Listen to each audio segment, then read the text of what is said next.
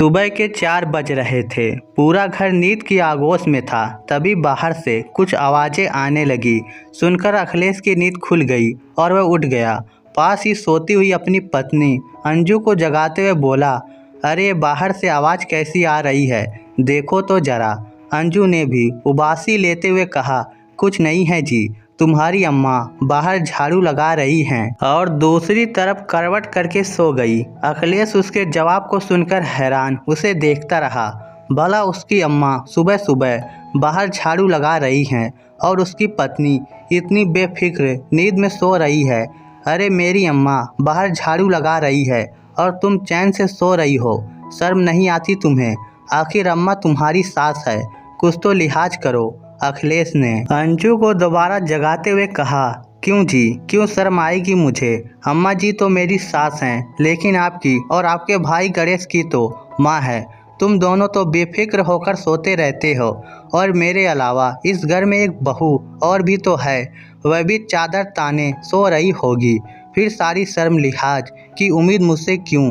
अगर अजीब लग रहा है तो जाकर बाहर अम्मा के साथ झाड़ू लगवा लीजिए और मुझे चैन से सोने दीजिए, कहकर अंजू अपनी चादर तान कर सो गई।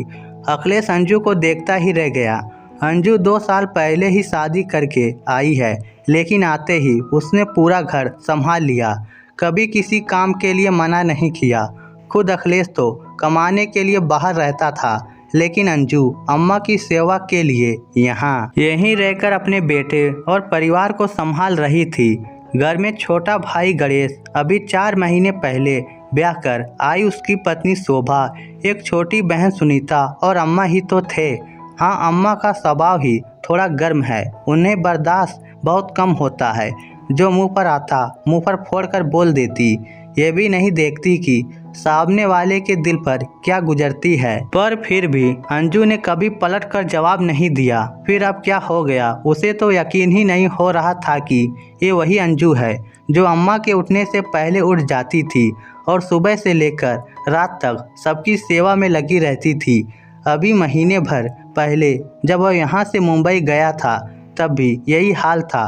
पर फिर आखिर इन दिनों में ऐसा क्या हो गया कि अंजू इतनी बेफिक्र होकर सो रही है? आखिर जब उससे रहा नहीं गया तो खुद ही उठकर बाहर आ गया और अम्मा से झाड़ू लेकर बोला, ला अम्मा, मैं ही लगा देता हूँ झाड़ू, तू आराम कर।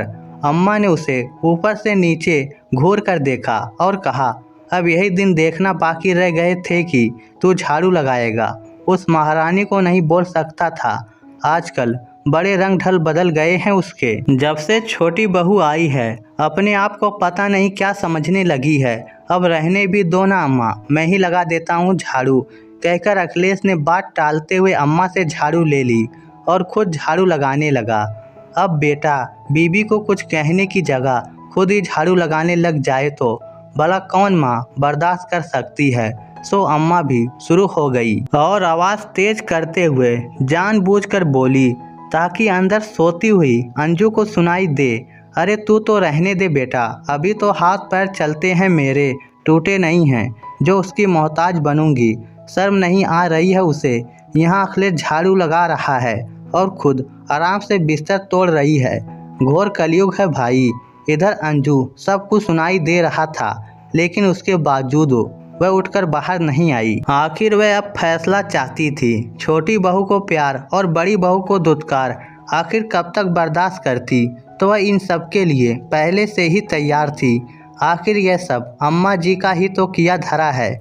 जब से वह शादी होकर आई थी, अम्मा जी ने कभी भी उसे प्यार के 2 बोल नहीं बोले। कई बार तो उसके माँ बाप तक पहुँच जाती, लेकिन सब कुछ वह बर्दाश्त कर रही थी। यहाँ तक कि पति बाहर कमाता तो 4-5 महीने में एक बार आता, उसे उसका भी सब्र था। पर नई बहू के आते ही अम्मा जी ने जो रंग बदला, उसकी तो उसे उम्मीद ही नहीं थी। अखिलेश उसके लिए जब भी बाहर से कोई नया कपड़े लेकर आता तो अम्मा जी उसे यह कहकर पहने नहीं देती कि तेरा पति तो बाहर रहता है, भला किसके लिए सच सवर कर रहेगी, फालतू ही नए कपड़े खराब करेगी। और वह कपड़े ले जाकर अपनी पेटी में रख लेती।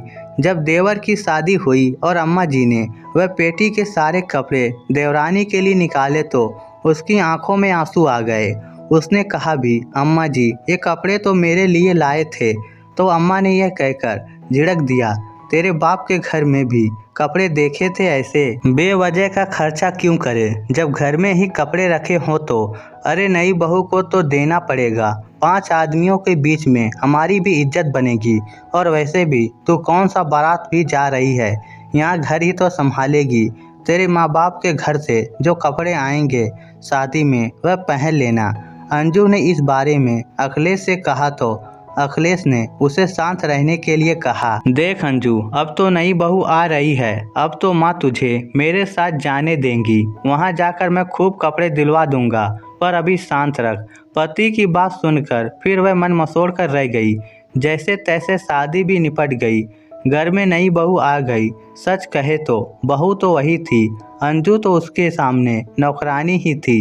इतनी इज्जत तो अम्मा जी ने अंजू को भी कभी नहीं दिया। 1.25 महीने तक तो अम्मा ने उसे रसोई में लगाया तक नहीं, यह कहकर कि नई बहू है, थोड़ा सा उसका भी लाड़ चाव कर ले।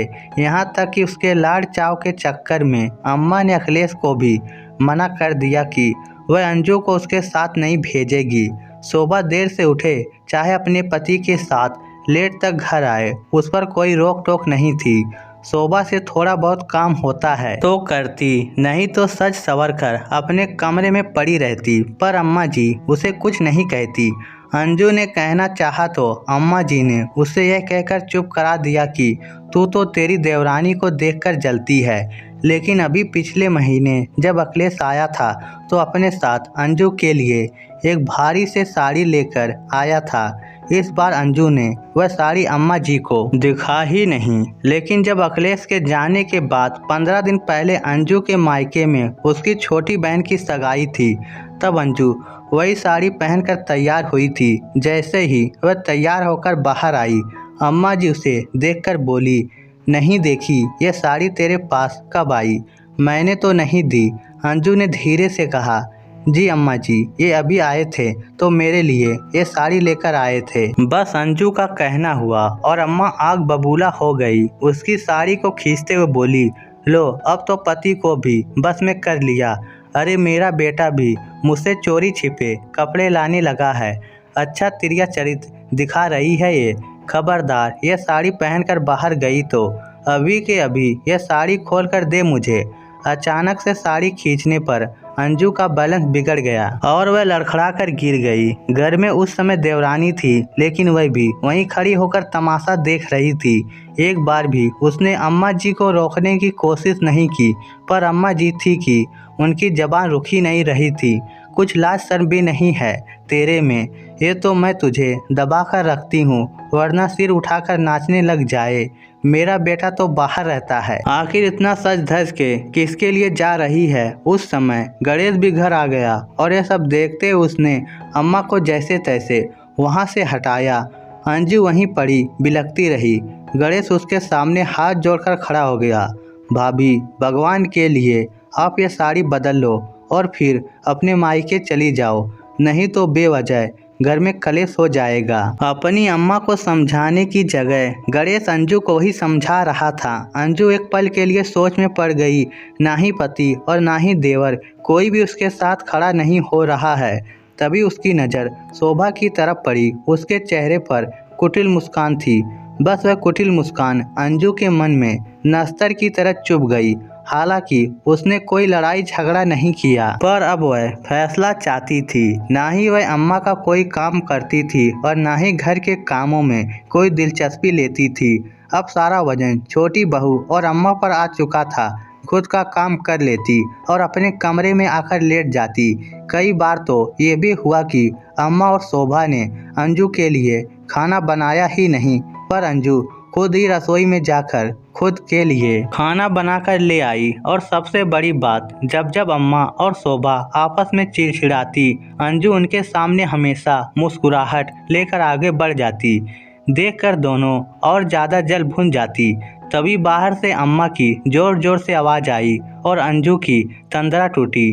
उठकर वह रसोई में गई तो देखा देवरानी ने सबके लिए चाय बनाई है सिवाय अंजू के। तब उसने खुद के लिए चाय बनाई और अपने कमरे में जाने लगी। तभी अखिलेश बोला, अंजू ये सब क्या है, आखिर चल क्या रहा है ये सब। अंजू ने पलट कर कहा, देखिए अब हमसे आपकी अम्मा की सेवा नहीं होती, या तो आप हमें अपने साथ ले चलो, नहीं तो हम जैसे रह रहे हैं वैसे ही रहेंगे। बड़ी बहू है तो क्या, अब हमसे बर्दाश्त नहीं होता। उसकी बात सुनकर अखिलेश तो चुप हो गया, लेकिन अम्मा जी बोली, सुन ली अपनी पत्नी की बात, कैसे घर तोड़ने में लगी हुई है। अरे इसी दिन के लिए इसे हम यहाँ लेकर आए थे कि हमारे घर के 2 टुकड़े करे। ठीक है, तुम अपना सामान पैक करो, तुम हमारे साथ ही मुंबई जा रही हो। अखिलेश ने कहा तो अम्मा चुप हो गई और उसकी तरफ हैरानी से देखने लगी। तब अखिलेश ने कहा, अम्मा गलती किसकी है मुझे सब पता है, पर हम कुछ कहते नहीं तो इसका मतलब ये नहीं कि आप हमेशा सही हैं। उस दिन क्या हुआ था मुझे गणेश ने सब बता दिया था।